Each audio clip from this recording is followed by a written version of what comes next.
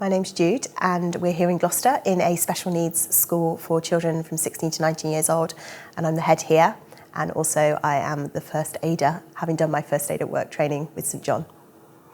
Yeah, so it's my responsibility on a day-to-day basis to hold that first aid at work qualification, primarily for my staff team, but also for the students, and to offer that kind of general support whenever incidents arise.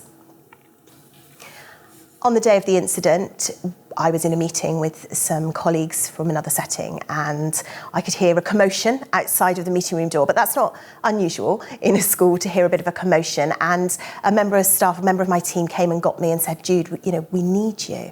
And I thought, oh, this must be something quite serious. So I just stepped outside the door and noticed a colleague of mine having what appeared to me to be some kind of seizure. She was stood up, she was holding onto the door handle, she was unable to speak, she was shaking, she was being supported by two colleagues who were panicking. They were distressed, their friend was unwell, and they looked to me for support. Unfortunately, due to the nature of the seizure that my colleague was having, we had to wait. She was in standing position and she didn't do what we all expected, which was to drop to the floor. And we had to wait for her to finish having the seizure, which took around about 2 minutes. And then we were able to help her down onto the floor. She remained unconscious for 20 minutes, which was really frightening for me, for my colleagues, and I'm sure for her as well. So during that time, I had to try and remember what I'd been trained to do.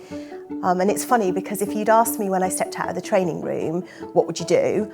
I'd probably go, no, I can't remember. I'd have to check the first aid book. But isn't it funny when you've had that training and it sits in your unconscious, and all of a sudden it was like autopilot set in. And I remembered how to put her into the recovery position, and I remembered that was really important. But I thought, no, first I need to check, is there any danger? And there were, so we had to move the things from around her, check if she was responding, and then I had to check her airways and check her breathing, and she was breathing, but I realised her airways needed clearing, which was something I never thought I'd have to do in real life. And it's not the same, is it? It's not the same as being in the training room and doing it with someone else while you're giggling and rolling about on the floor with someone you've barely met.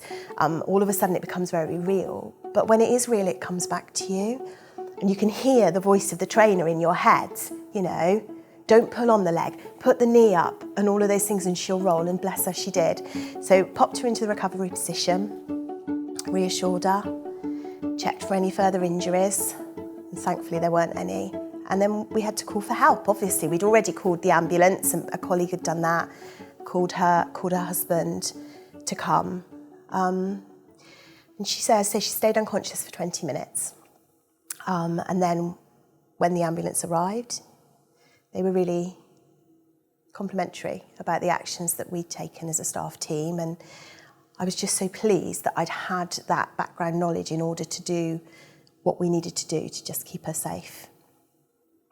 You can read a book, you can see a diagram, but being in the classroom with a trainer who makes you do it, that's so invaluable. It's almost like muscle memory, that it comes back to you.